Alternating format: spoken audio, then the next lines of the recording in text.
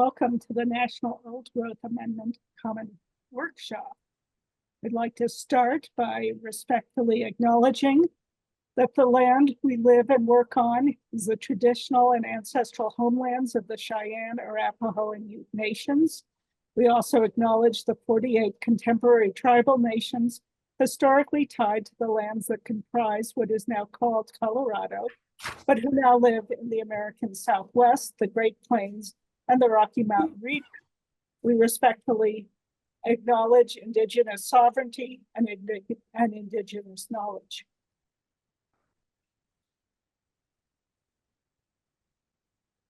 Okay, to respect people's time, we'll go ahead and get started. We will send out the information and a link to this recording in the future for people who join late.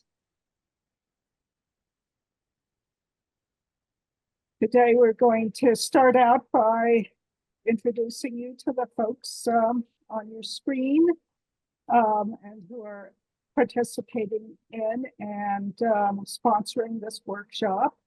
Talk about briefly the importance of mature and old growth forests, although I bet that most of the people on here are quite familiar with that.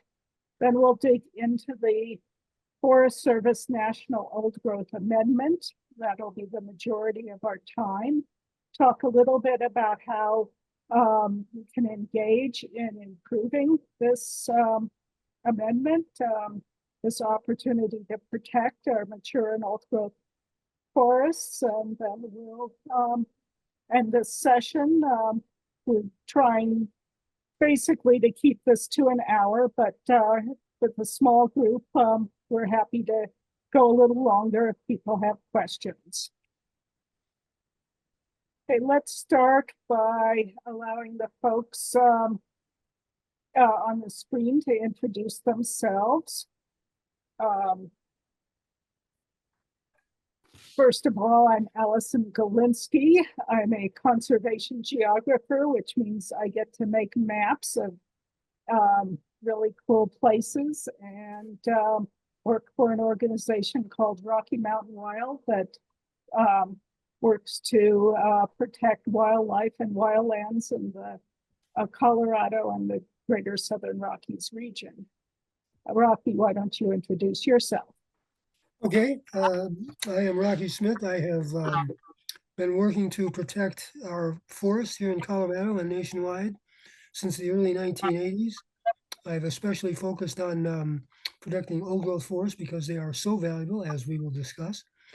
And like I said earlier, when people were just getting on, I'm a nerd and I get into the details. And I've read this old growth amendment and the documents associated with it, and I'll have quite a bit to say about it later.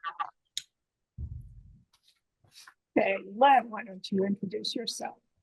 Sure. I'm Ellen, or Len for short, Montgomery. I'm the Public Lands Campaign Director with Environment Colorado. We're a statewide organization that works on clean air, clean water, clean energy, open space, and wildlife. And I'm actually currently in Albuquerque, New Mexico, not in Colorado, which is the homeland of the ancestral homeland of the Tiwa and Keres Pueblos. And India. Hi, I'm India. I am the co-executive director for fundraising at Wild Connections. Wild Connections, we're really happy to be part of this endeavor with protecting old growth with Rocky Mountain Wild and Environment Colorado and Horsey Rocky. And we are a science-based conservation nonprofit that reconnects essential wildlife corridors, restores vital habitats, identifies and protects wilderness areas, and really focuses on educating our community about the conservation in central Colorado, which we primarily focus on our work in the Upper Arkansas and South Platte watershed areas for just about 30 years now. So thank you so much for hosting us today and for working on this, Allison. welcome, and also gives you a chance to talk about some upcoming events at Wild Connections, and then I'll let Yes, you- absolutely. Yeah, so we are part of a larger network of individuals and organizations and government agencies like the Forest Service and Bureau of Land Management, places like Rocky Mountain Wild. And we have some really great opportunities coming up in this fall for people to get their hands on in the dirt to actually help with our conservation efforts in Colorado.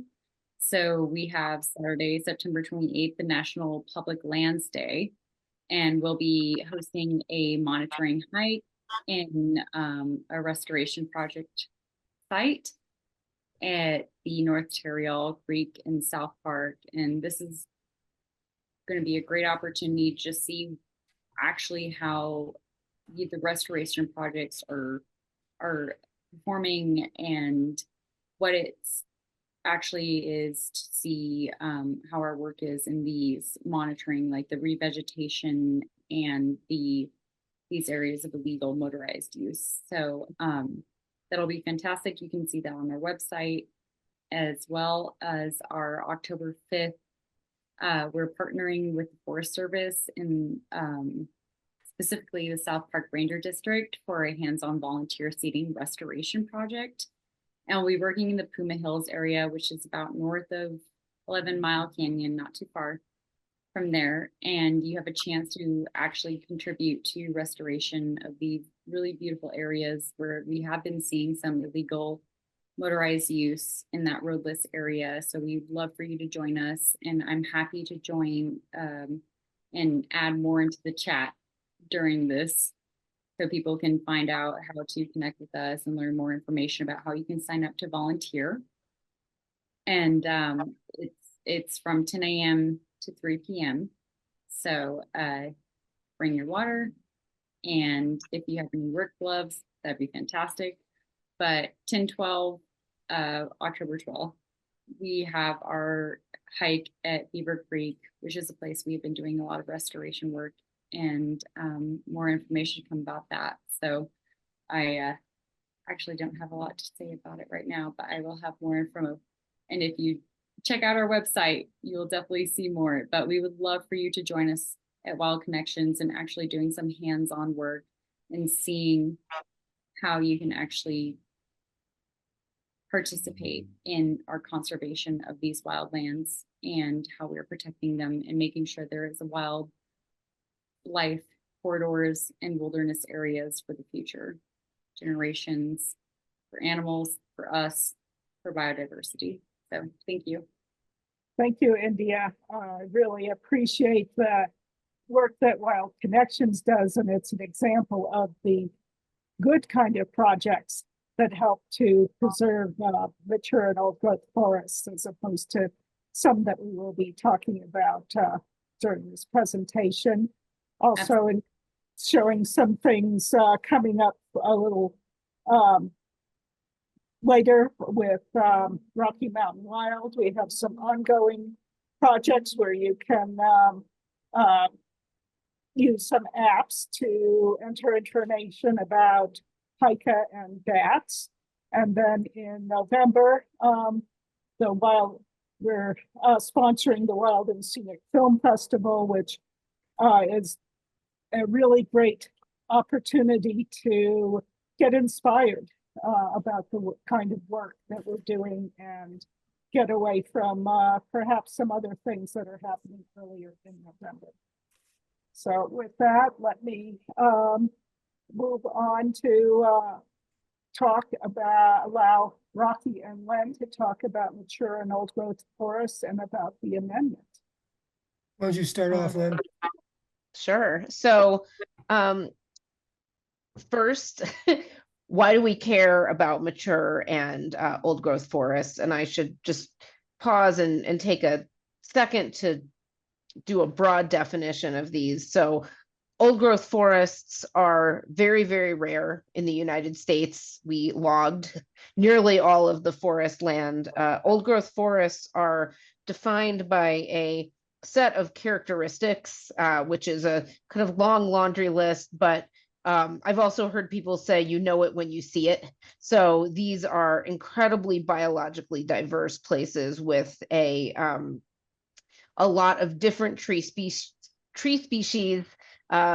a rich life in the canopy. So the birds, and in some cases mammals, and lichen, and life that lives in the top canopies, the life that lives in the middle, and then the understory is rich soil, down fallen trees that have become habitat, undergrowth, and tons of mammals and plants, and fungi, and lichen, and insects, and everything, salamanders in the east, everything you can imagine. And so an old growth forest is really a forest that has a lot of different characteristics that make it an amazing, fully functional ecosystem, and those vary from region to region and climate to climate across the United States. And then mature simply means it's almost old growth. So, kind of same as humans. First we're mature and then we're old. And the reason we care about mature is because, as I said, there is very little old growth left. And the only way, and Rocky will get more into this, I think, as we go along, but the only way to have more old growth is to protect mature. So that's what it is. Why do we care about it? So you might just love big old trees and being in an amazing forest like the one I described, but these older forests are critical tools to help us fight climate change. Mature trees are absorbing and storing tons and tons of carbon, and old growth trees are holding onto that carbon in their branches and in their trunks and in their roots. And when they die in the forest, rather than being logged, they release some of that carbon, but a lot of it actually stays in the forest. So we've got a natural climate solution standing on our public lands right now. They safeguard biodiversity. So I talked about that a little bit when I described, but an old growth forest, or even a mature forest, will have hundreds or sometimes thousands of species of, all different types of plants and animals and insects and large mammals living in it. They help us actually to reduce flood and erosion risk. So the larger trees with their developed root systems hold the soil in place. So when there are, big rain events or flooding events, it's less likely to turn into a landslide if it's a, fully developed, undisturbed forest. They increase availability of drinking water. Millions of Americans have our water filtered through national forests. And again, the undisturbed older forests with the, developed root system and soil and canopy are better at filtering water.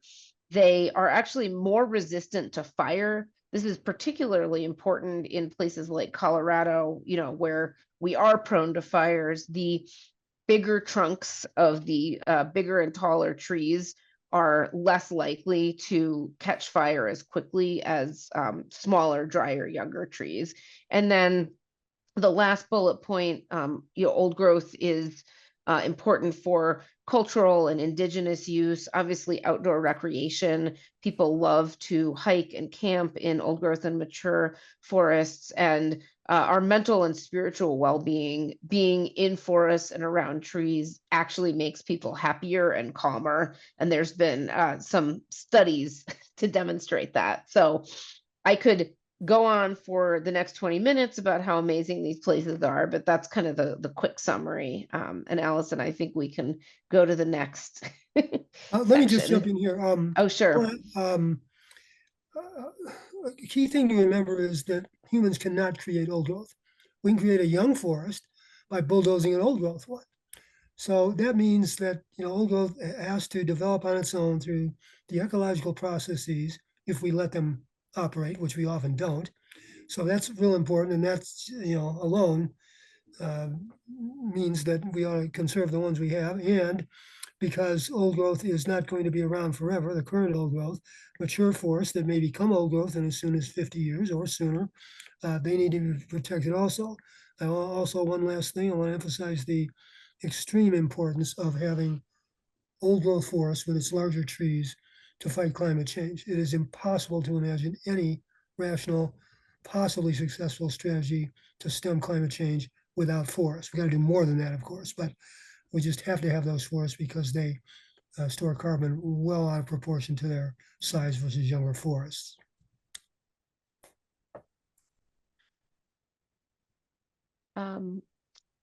Okay, so I'm going to start with a sort of brief brief overview of the National Old Growth Amendment, which is why we're all here to write comments on, and then Rocky will dive into some of the Forest Service lingo and help kind of interpret what is in the amendment. But the National Old Growth Amendment is a proposal from the U.S. Forest Service to amend all national forest plans. So to quickly explain that, there are 128 different units of land in the National Forest Service. So each forest and national grassland has its own unit. Each of those has what's called a management plan. And those plans usually are made independently through local processes. So what this proposes to do is to simultaneously amend all of them by adding in specific language about how they will manage and recruit old growth. And when the Forest Service says recruit, that just means grow more old growth. So on the one hand, well, and I'll say this stemmed from an executive order that President Biden issued on Earth Day of 2022, that actually directing federal agencies to inventory and then develop policies to protect mature and old growth trees and forests on federal land. This action from President Biden was unprecedented.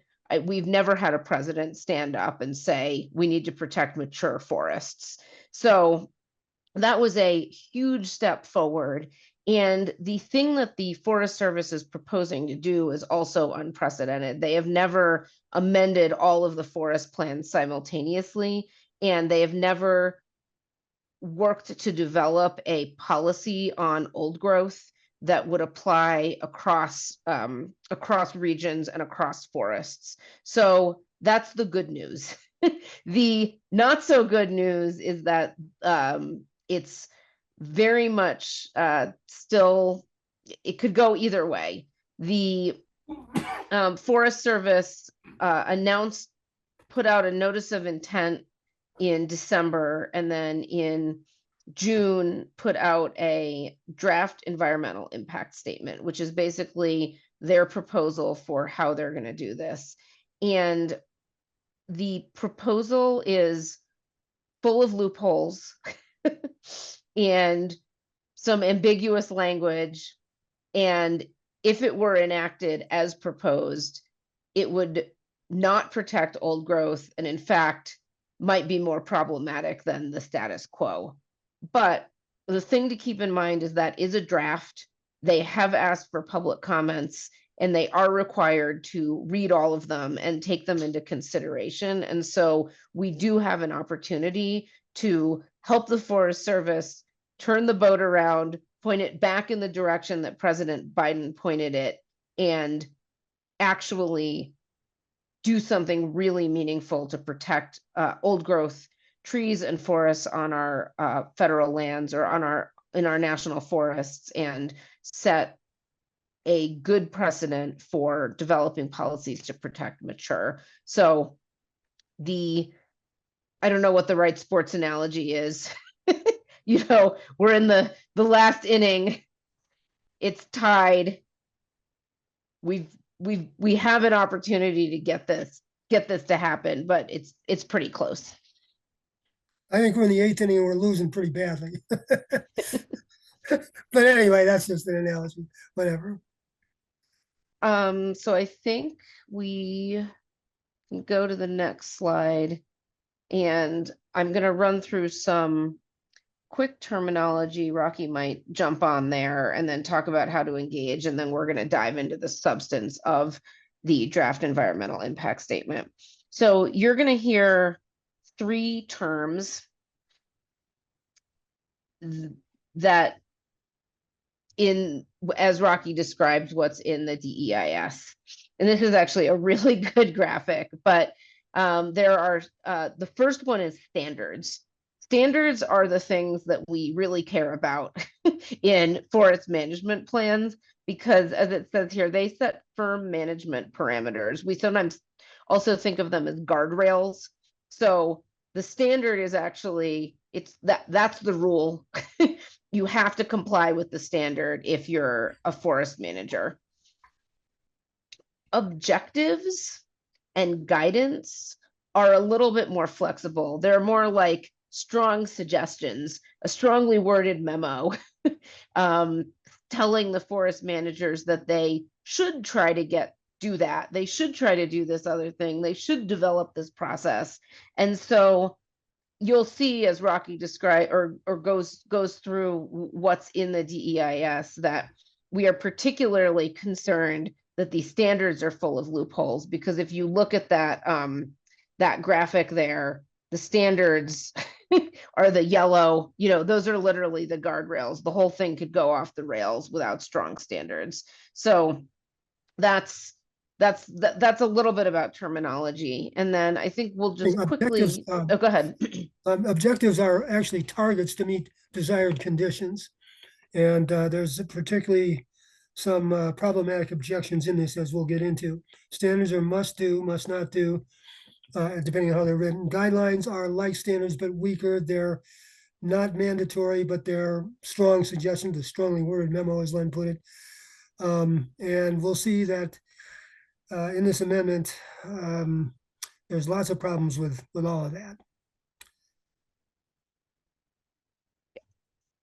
So then the next slide, and I think we'll talk about this again at the end, but we are down to the wire. We've got 3 days left to submit as many public comments as possible. They're due Friday at 11:59 Eastern.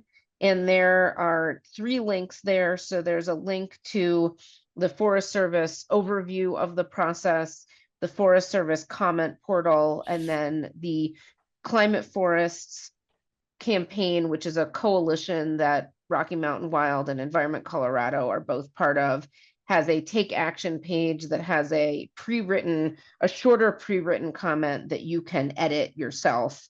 So if you're sharing out to friends and family who their speed might be more, click or just add a couple words, the Climate Forest portal is the right place to send them. Folks that are writing longer comments can just put them straight into the Forest Service portal. And I think I'm good with my section for now. I may pop in, but I'm gonna turn it over to Rocky for the in-depth analysis of what the draft environmental impact statement says and doesn't say. All right, thank you, Len. First, let's start with a bit of an overview of the amendment. When I read this, I even just cursorily, when it first came out and I didn't have time to delve into it, it seemed like it was oriented toward manipulation of forests. Indeed, it is. The Forest Service seems to equate old growth management with manipulation. It's a forest, we need to manipulate it. Now that sucks, but given the history of the Forest Service, it's not really very surprising. Science tells us that old growth is best left alone. There are some exceptions to that, which I will talk about in a minute. But basically, leave the old growth alone so that the ecological processes, and there's all sorts of them, they're all very important, can play themselves out. The species can have, the wildlife can have their habitat. The logs on the ground decay into new soil. The standing dead trees stay up for as long as they can to provide, they're also called snags, to provide homes for particularly avian species of wildlife and a few mammalian species. All very important. Now, the exceptions to when old growth might be cut, one would be public safety. We don't want people getting bopped on the head by a hazard tree falling over. Another would be to remove invasive species. That could be plant, animal, or fish, although you probably wouldn't have to cut very many trees to do any of that. Another would be, you also wouldn't need to remove roads for this, to remove roads. So you wouldn't have to cut trees for that. Another one, and this is controversial, is when you have areas that historically had frequent fire. How frequent is frequent? I would say for the Rocky Mountain West here, more often than at least once every 50 years or maybe 30 years. It depends on elevation and aspect and a few other things. But those forests, many of them have become dense because we have suppressed fires.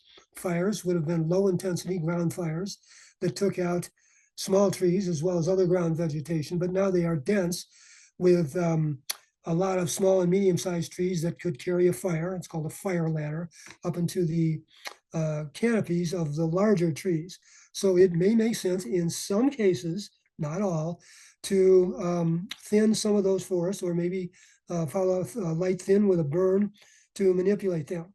However, the amendment is written as if logging and all other forms of manipulation, mainly fire and logging, is good all over.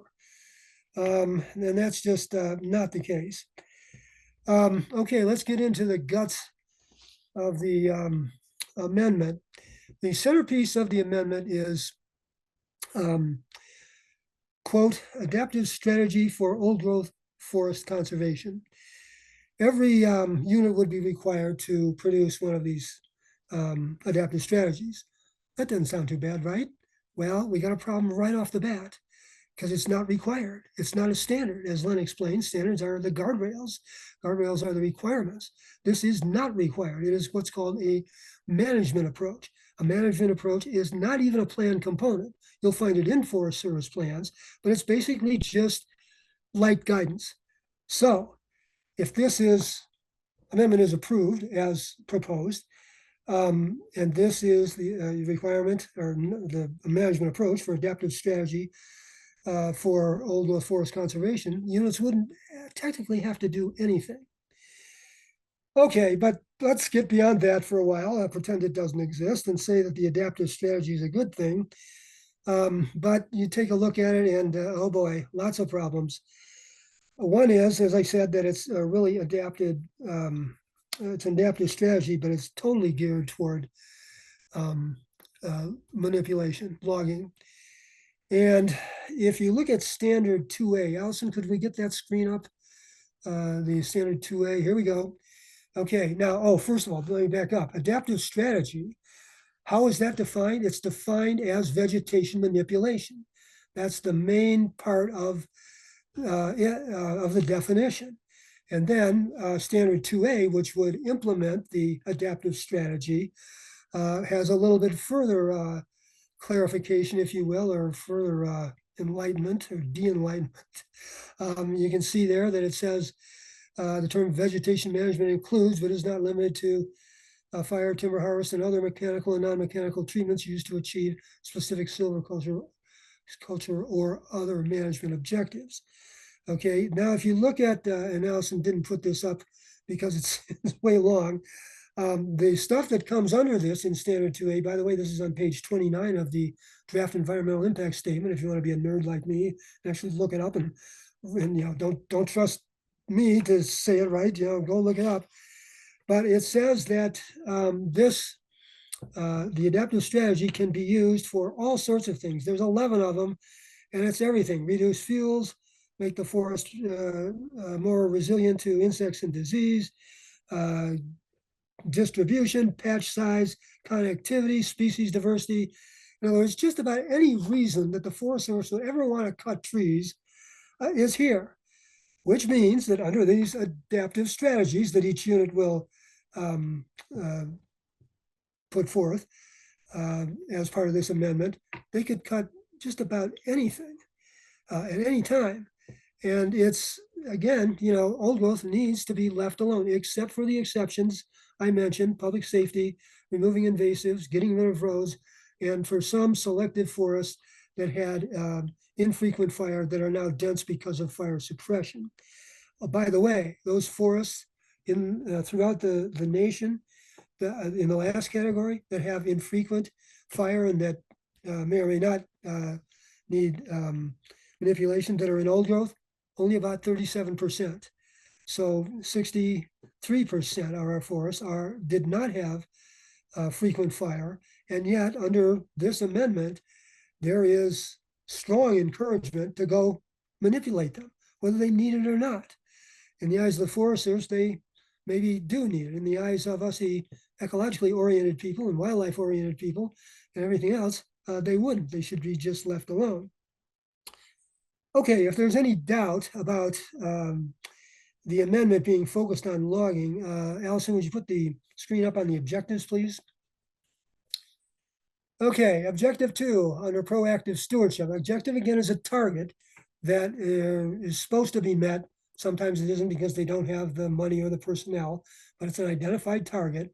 And it says,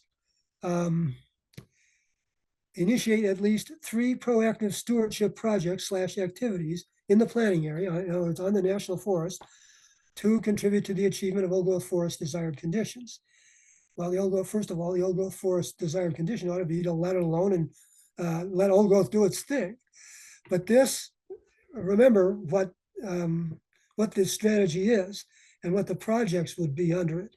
Manipulation, not just going out and monitoring, not just looking at, not just maybe getting rid of some invasives and roads, which could arguably or would arguably likely be good things, good projects.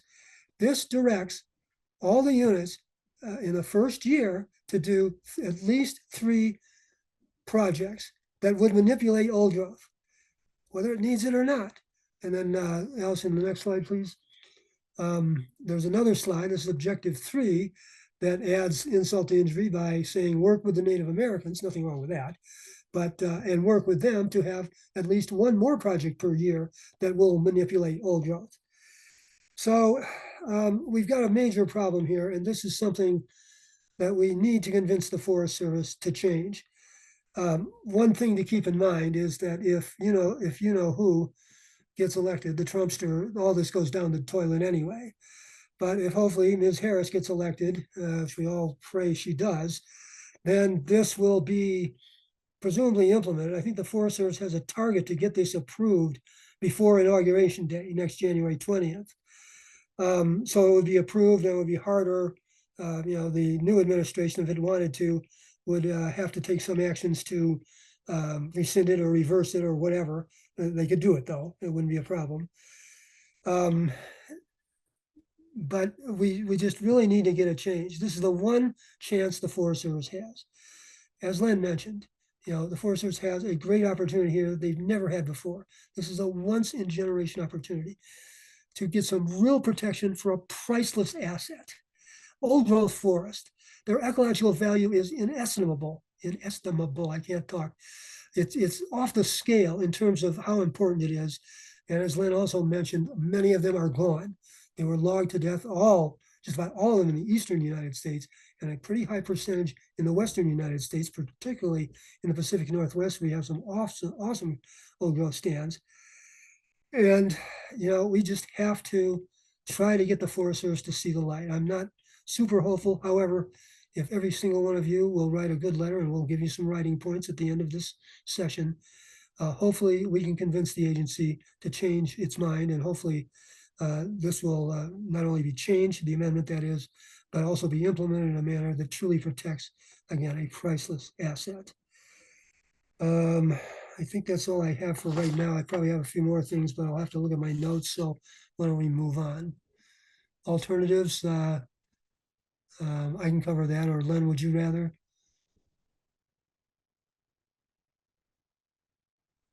Sure, I can. So the draft environmental impact statement has 4 alternatives.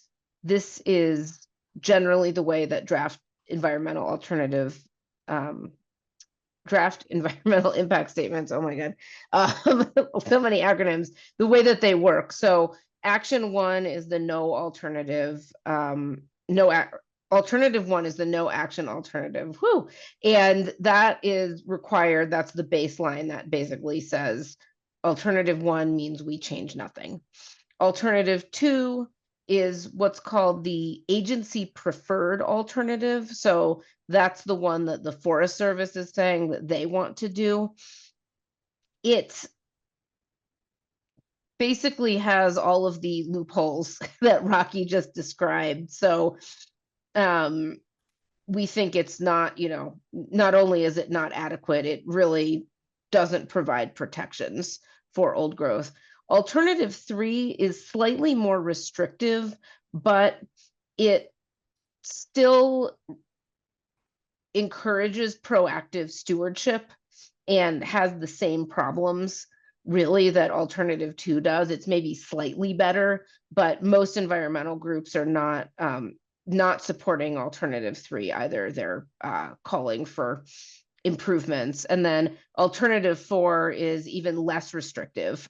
So basically you can do whatever you want. That's probably the timber industry preferred one. So most organizations and folks weighing in, I think, are either saying, okay, alternative 3, but fix it, or alternative 2, but fix it. Both of them need to be fixed. So it can be, kind of framed either way. Yeah, alternative 3 does have a prohibition on commercial timber harvest, which helps. But alternative 3, as Len mentioned, still has all other problems of alternative 2. The standards that allow logging for almost anything, the objectives that command as much as an objective can command anything, the units to put out forest, put out projects that manipulate old growth forest.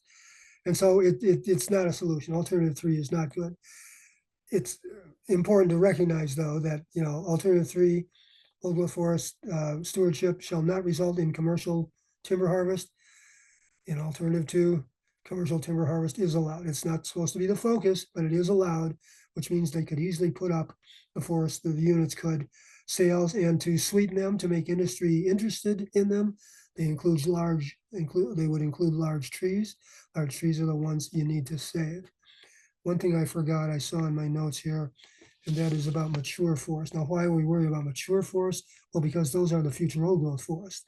As we all know, change is the norm in ecology, not stasis. Things do change.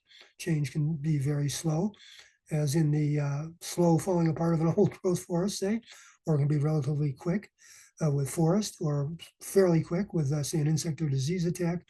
So, the stuff that's old growth now might not all be old growth 20 or 50 or 100 years from now. So we need to have something in reserve. You need a farm team, to use a sports analogy. And this amendment does not do that. The management approach 1A does say to identify and prioritize areas for recruitment. That means future old growth, as well as retention of existing old growth. But it doesn't take it any further than that. Of course, that's only a management approach, which doesn't have any force really. But there are no standards that require the Forest Service units, as part of the proactive strategy or anything else, to look at mature forests and move them into, say, a consideration where we'll leave them alone and monitor them to see if they can become old growth forest. And that's another shortcoming of this amendment.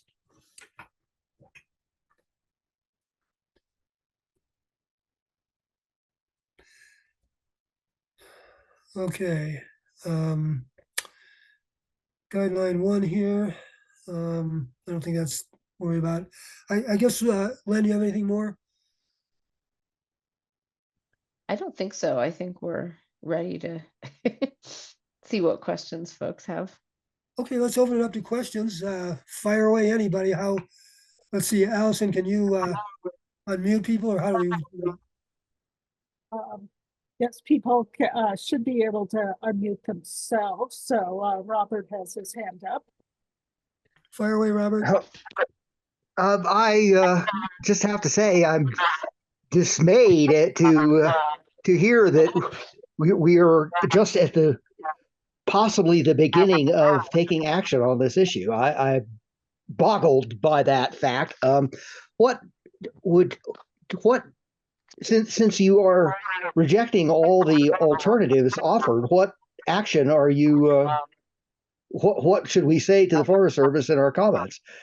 I would have hoped that we were, talking about protecting specific stands and specific amounts of getting down to brass tacks, and it seems like we're nowhere near that. No, Robert, let me clear something up. This is not geared toward the specific stand. This is a nationwide amendment for all Yes. stands. And so it leaves to the individual units, the individual national forests, which can be one or more national forests, excuse me, rolled into one. It leaves it to them to decide how to manage.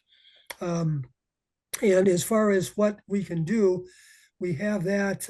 We could move to that now. I don't know if we want to. We've got a bunch more questions, but we have some writing points for you to address all the problems I brought up, and we'll get to those in a little bit. Okay. Is that okay, Robert? I mean, I didn't mean to. Yes. Yes. I mean, I take all your points. I understand that maybe it's an interjection that doesn't need to be made, but we are not acting to retard climate change, and all the protection of old growth forests in the world is only would only play a small part in that. I realize that it's a talking point that you want to hit because people think that they are doing something about it, but in fact, our emissions of carbon dioxide into the atmosphere are accelerating, not going down. Correct. So we aren't addressing that. And I don't think that old growth forests really are important with regard to that issue, but I see why you put it number one on the. Well, I think I'll say the reason that a lot of organizations have been focused on climate. So one, I don't think hopefully no one is making the claim that, just preserving old growth is going to get us out of the climate crisis. We have to reduce emissions much faster. We have to reduce emissions starting 40 years ago, probably farther back than that. But we know that the Biden administration has made a lot of commitments to act on climate. And so part of the purpose of that messaging is to, kind of get this lined up as a climate initiative that they can consider taking. There's been, the Forest Service is supposed to be acting on climate. All the federal agencies are supposed to be acting on climate. So that's one of the reasons to be talking about it. But it is also the case that the amount of carbon that mature and old growth trees and forests are pulling in and holding is much greater than was understood by scientists 20 years ago, maybe even 10 years ago. So again, not to say that that's going to solve all of our problems, but I think of it as, why would we while we're spending billions of dollars trying to figure out how to do really stupid things to capture carbon, we could do a smart thing and just not cut down, the old growth trees. Well said. Okay, let's move on, Nancy. Let's have Nancy go first and then Scott. Hi, I unmuted. Can you hear me? Yes, yes. we can hear. Yeah, this is Nancy Hilding from South Dakota Prairie Hills Audubon Society. So my bad, I have not really read the DEIS yet. I did crack it open and try to find the Black Hills National Forest, which is the forest that we're mostly concerned about. We also have Custer Gallatin in South Dakota. But I did find, searching, and I could only find it like in 3 or 4 charts. And I could not find a section of text that actually referenced the Black Hills National Forest. Now, somebody told me that they're broken up into different types of forests, and we would be under a ponderosa forest and the section on ponderosa, and I couldn't even find that. And so we have, I don't know if they've done a new inventory, but we have less than 1% old growth. We actually have 0.5 or 0.6 old growth. At any rate, depending on, which document you read. So we're gonna have to be in the mature forests moving forward to future old growth. And the other problem and I haven't seen this and I haven't found it myself, is I've been told that that in the section on Ponderosa, which I can't find, it says that the old growth is 200 years old. And in the Black Hills National Forest, old growth is defined as trees that are 160 years old, of which we have less than 1%, 0.6%. Ponderosa pine stands with trees that are 160 years old, and this DEIS says they have to be 200 years old. So I would like help in trying, I don't want to read the whole thing. I've got 3 days left. Trying to figure out how to navigate the DEIS so I can find out how it discusses Ponderosa pine forest and how it discusses the Black Hills National Forest. And somebody else told me that we were exempted from it, like it's not going to apply to us. And I don't know if that's true or not. You hear these things and we don't know if they're true, but Rocky might have some familiarity with how horrible things were. The sacrifice forest in Region 2, the tree farm. Yeah, you are. And so they log the hell out of excuse my language, they log us to bits.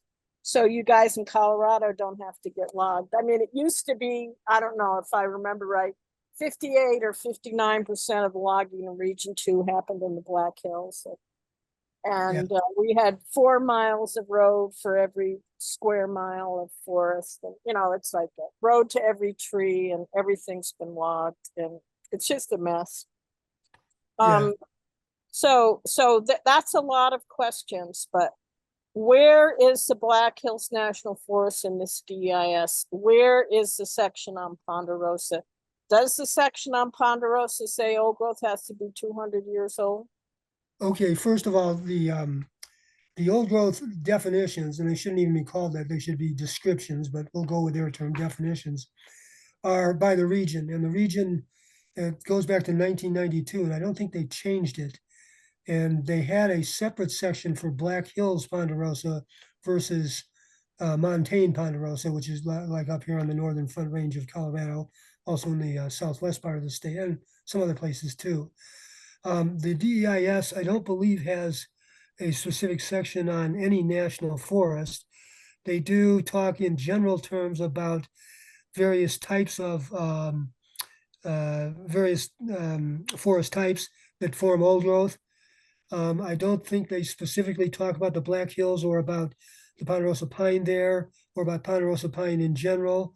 There are some statistics in the appendices to the EIS, which is a separate volume you can get on the project webpage. That's numbers, that's not narrative. I don't know how else to help you, Nancy. I feel your frustration, especially since your national forest is logged, and that's because there's lots of industry outlets there.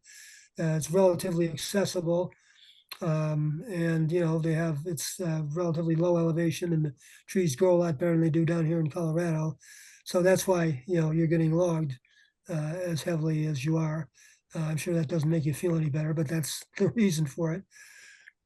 So Nancy, Appendix 2, which I think is a list of the estimated amount of old growth forest on national forest lands, and it lists each unit and the estimate of how much old growth the Forest Service thinks is there, and then the percentage. So if the forest is listed, I think that means that the old growth amendment will apply at least to that acreage. We do think that the Forest Service is, well, the quote definitions kind of grossly underestimate the amount of old growth in a lot of forests because of various things that we don't have to get into all of the different problems about how the Forest Service defines old growth. But if you look at Appendix 2, you can find the individual forest units and how much old growth they say is there, and that might give you a good starting point. I began it by saying I could find the Black Hills National Forest referenced in a bunch of charts, and I actually know how to run Adobe, so I clipped out and saved all of those charts where the Black Hills National Forest was a line item in a chart. So what you're saying, that's all I'm gonna find. It's the 3 or 4 charts where the Black Hills is, you know, one of the 130 forests listed in a chart, and that's it. Pretty much. By the Yes, way, you're yeah, not, and the, Nancy, the Black sorry, go Hills ahead, Rocky. not exempt from the old growth amendment. As Len said, if it's in there, which it is, the Black Hills is, that means the amendment, whatever form it comes out in, will apply.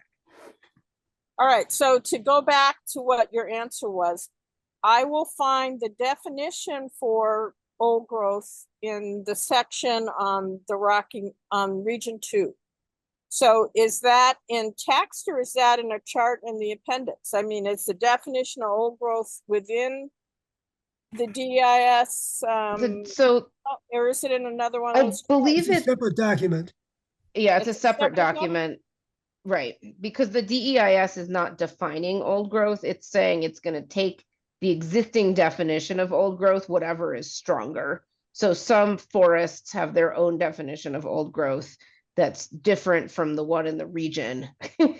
So they'll take whatever the strongest definition of old growth that already exists on the books, and that's what they'll use.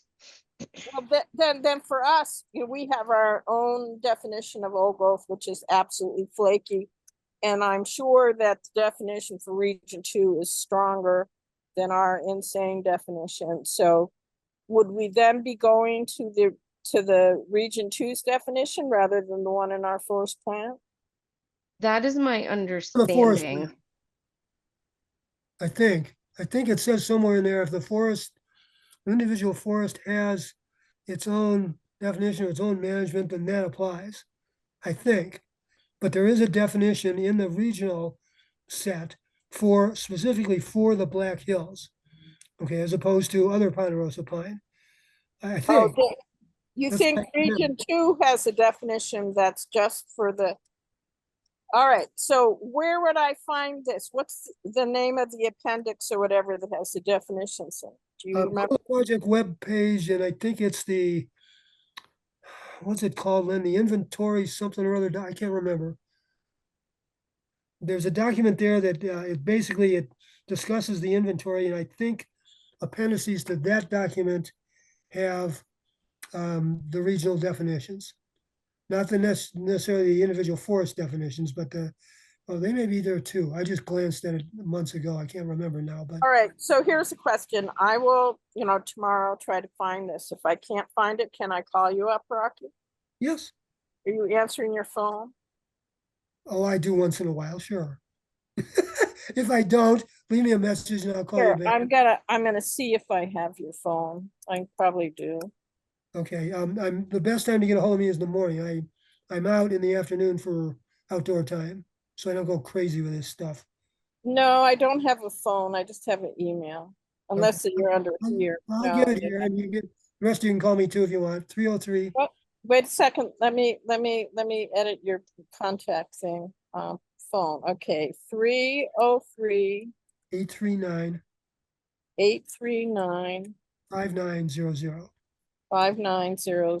So 303 839 5900, and it's easier to get a hold of you in the morning.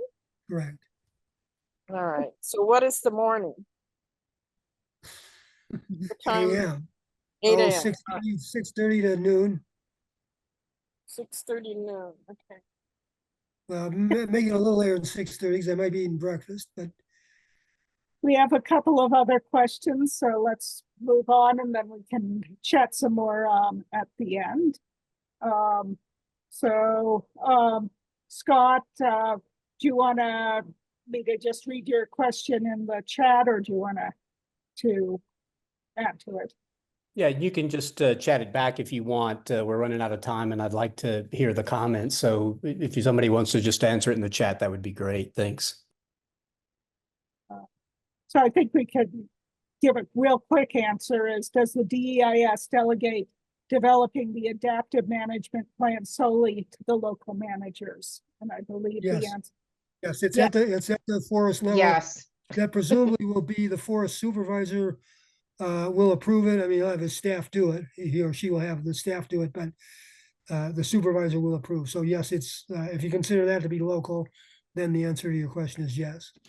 Yeah, in the past, that has been a way for the Forest Service not to have a blanket plan across all old growth forests or all forest in general. So that may be one other thing you may want to highlight in your comments, that having some standard, even though the plan gets submitted afterwards, since it's a federal action, that does lead to undermining individual forest over time, and certainly a comprehensive plan. Thanks, and thanks for having this program. Sure, that's a good point. Allison, maybe we should go to the writing points and then finish up with questions. Should we do that? I think that makes a lot of sense. Thank you, Rocky. You start with the marriage engagement. Right. So let me talk. First of all, I'm repeating the link to the Climate Forest Take Action page. India had asked if there's a template for sending comments, and that is on this page. There is a sample comment, and you can just click on that page, and then the Climate Forest Coalition will submit your comment to the Forest Service. If you want, Nancy was asking if there was a comment that is in more detail for organizations to sign on to. You can email Rocky and get his comments. You could also email Len and get find out what some other organizations in the Climate Forest Coalition are working on. And take sign-ons from both individuals and organizations. Get them to me by late Wednesday. If you want to sign on, now let me give you a warning. The comments, and I can send them to you or Allison can, they're long and they're dense. It's probably more than you want to read. But if you want, they're out there and you're welcome to sign on. And if you are willing to send in some more information, the Forest Service comment portal, the link is here, and I put it in the chat. We will send this out to everyone who registered. And there are some talking points that we will present now, and they're also on the Rocky Mountain Wild webpage. Put that in the chat. It's hard to put things in the chat and talk at the same time, but I'm proud of being able to do that. Oh, you can do it, Allison. You can do anything. Hey, anybody who makes maps can do chat and talk at the same time. I say, the comments are due by the 20th. However, we encourage folks to get started early and get them in on Thursday. A couple of things about writing effective comments. If you're going through the portal, make sure you start early and don't miss the deadline. I strongly recommend people write a draft before submitting, put it into a Word document or whatever text editor you use, because these comment portals have a tendency to crash right when you're in the middle of submitting. Another reason to start early. I think they're getting a little better than they used to be. And remember that someone is required by law to read all these comments. So try to get your, stay on topic to make sure that your point is easy to find. And India's cat would also appreciate that. And be respectful. They don't need to hear what a bad job they're doing. They probably already have some notion of that, and they certainly are not going to pay as much attention to angry comments or comments that are threatening or have bad language. And we put together some talking points. Rocky can give a little bit of more detail on these and tell me when I should move on to the next slide. Okay, thank you, Allison. This goes by what we've talked about earlier. Number one, I don't know if this is really in order, but it doesn't matter. You might want to consider making any or all of these points. Whatever you feel comfortable with, put it in your own words. If, oh, by the way, if you are a forest user, if you hike, hunt, fish, drive for pleasure, snowboard, backcountry ski, state that and state how much you enjoy old growth forests and how much you appreciate them. I mean, don't just make that up, but if you really feel that, put that in your letter, put that in the opening paragraph. But the talking points for this, to improve this, if it can be improved and if it ever gets implemented, a lot of ifs there, but we got to try. Number one, identify existing and future old growth stand. The direction to do that has to be a standard. It just has to, the units have to be required to do that. Otherwise, this whole thing falls apart right from the very start. Okay, if they don't do anything, I mean, you can't protect something you don't know is there. Okay, that's one. Number two, we talked about why old growth forests and most mature forests should not be manipulated, with the exception of the areas that had frequent fire that no longer have it and have there's been considerable change. Okay, so basically tell the Forest Service that that the norm should be that you leave stands alone, old growth stands and most mature stands. And if you're going to manipulate them, then there's got to be a specific reason, a specific purpose, and you have to conserve the old growth characteristics. I think that's a later point. And then point number three, this is very important. Under the National Forest Management Act, one of the things that the units have to do as part of their forest plan is to determine which lands are suitable for timber production. They have a whole process spelled out in law, regulation, and policy to do that. It's rather complex. The environmental impact statement for the amendment specifically says that there will be no change to suitability via this amendment. In other words, all old growth that is now suitable for timber production under a forest plan, under its respective forest plan, is going to stay that way. And they don't even talk about that in the EIS, about how much is suitable. I would bet that a heck of a lot of it is. And that's just not acceptable, because even if they weren't cut, something is declared suitable for timber production doesn't guarantee it will be cut. It guarantees that it can be cut, and it can be cut commercially. And even if it's not cut, it goes into the calculation of how much can be cut on the rest of the forest. So even if the old growth isn't cut, then other areas like mature forest, developing old growth, might be overcut. So that's a real important point. If you feel like making it, again, this is up to you. It's your letter. We're not going to write it for you.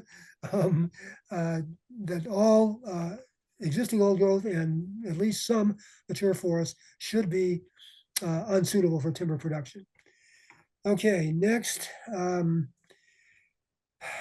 No treatment should be done in existing and future old growth except for the purposes I talked about, to protect public safety, such as removing hazard trees, particularly in areas of high public use, to remove non-native plants, animals, or fish, and to close roads, close and obliterate roads and trails that shouldn't be there, that are harmful to the ecological functioning of the old growth ecosystem therein.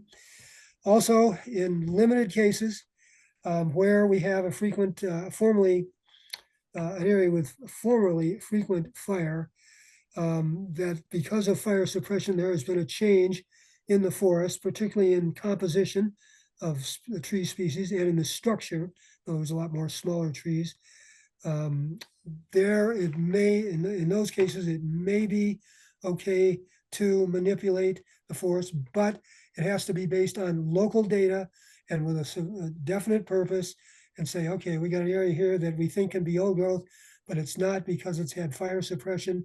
So we're going to treat it with, say, some thinning and some burning and try to make it an old growth forest. Those exceptions to what we think should be an almost prohibition on cutting an old growth would be fairly limited. In other words, you probably wouldn't do them too often. And the final point, and this kind of subsumes the other points, or applies to all the points, if you're going to do any kind of treatment in old growth, you need to conserve the old growth characteristics. The Forest Service admits that some of the treatments that could be done under this amendment would damage old growth character and maybe move the stands out of old growth. In other words, they would no longer meet the definition that the Forest Service uses. And that's just not acceptable.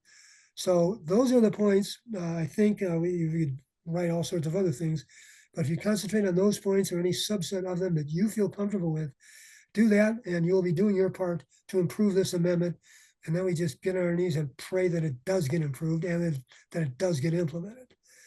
So have at it, folks. Oh, by the way, if you, again, as we said, if you'd like to sign on to my comments, or to the extent you can stand to read much of it, get some inspiration for writing your own comments from mine, let me know, and I or Allison will send them to you, and you can sign on by the end of tomorrow, What is the end of tomorrow?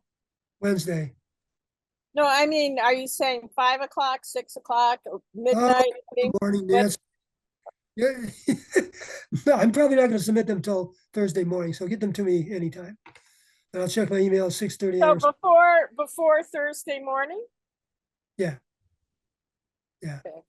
That'll do it. And if you want to sign on, make sure you supply your contact information.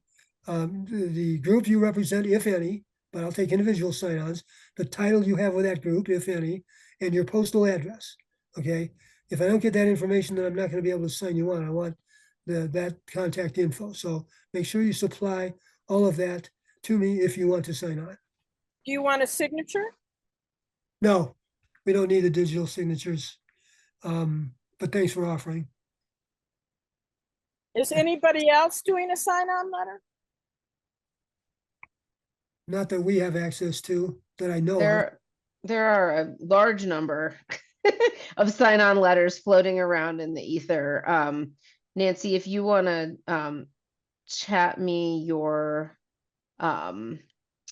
email, I can send a technical letter that's being circulated for NGOs to sign on to. Okay, well, thank everybody very much for good questions, for being interested enough to spend your evening with us. This is really important. There's a really good opportunity. And I think one final thought I had is that this doesn't cause anything to happen, even if it goes through, even if it's improved. It's up to the individual forests. So I really want to thank all the groups that are working closely with their individual forests. And if even as the amendment is now, if an individual forest really wanted to do the right thing, this gives them cover to do it. And but they also need to know that the local community wants them to do the right thing to protect mature and old growth forest. Any other final thoughts? I can also turn off the recording and let people chat for a little longer after, but before I do that, anything else?